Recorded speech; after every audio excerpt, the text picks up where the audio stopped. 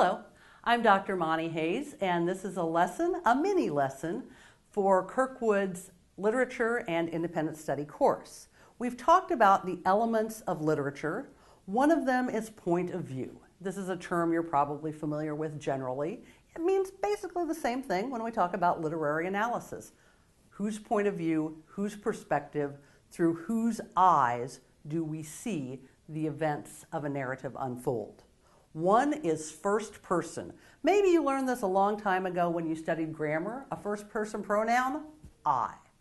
I did this, I saw this, I thought that.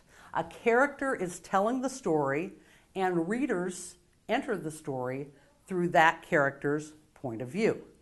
Another that's quite common is called the limited omniscient. This is in the third person, not I, but he or she, or sometimes, well, with limited, one, in terms of whose thoughts we see.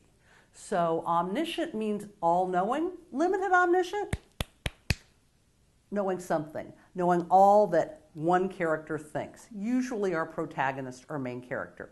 So in the Harry Potter series, we see things through Harry's eyes. We see into his mind. We might get third person about she walked down the hall and Harry thought something in response, right? So limited omniscient is told in the third person, he or she, through the point of view of one character. Omniscient, all-knowing, we'll see maybe not every single character in the novel or story's thoughts, but we will see more than one.